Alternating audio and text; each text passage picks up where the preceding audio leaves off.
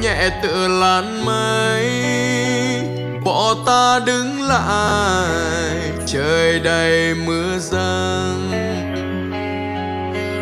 Lời thề xưa thoảng như trắng, soi chưa kịp sáng đã vầng quyết phai. Ta lạc giữa đê gọi tên ai, chỉ còn tiếng mưa hòa vào tiếng thở dài. Tim người lạnh giữa đêm dài, còn tim ta dãi chẳng ai vá lành. Hóa ra yêu cũng mong manh, một cơn gió thoảng thành kẻ bạc tình. Yeah, một cơn gió thoảng thành kẻ bạc tình.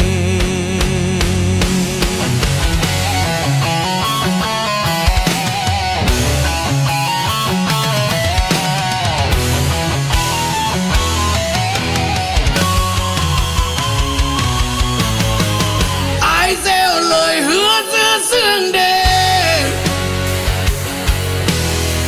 cho ta say để rồi buồn thêm.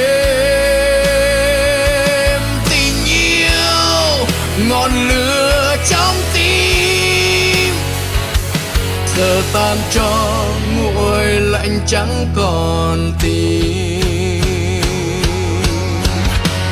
Tim người lạnh giữa đêm dài, còn tim ta dãi chẳng ai vá lành.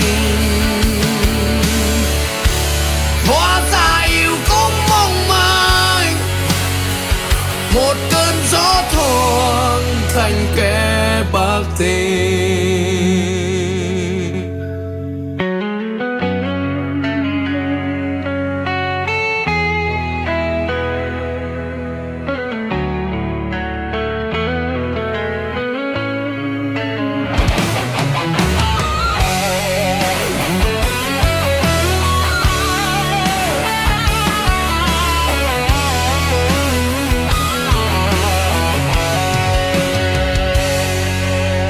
Em đi nhẹ tựa làn mây, bỏ ta đứng lại trời đầy mưa giăng. Lời thề xưa thoảng như trắng, soi chưa kịp sáng đã vầng quyết phai. Ta lạc giữa đê gọi tên ai, chỉ còn tiếng mưa hòa vào tiếng thở dài. Tim người lạnh giữa đêm dài, còn tim ta dãi chẳng ai vá lành.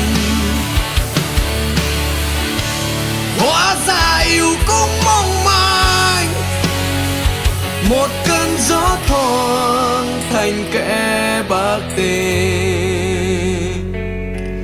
Yeah, một cơn gió thoảng thành kẻ bạc tình.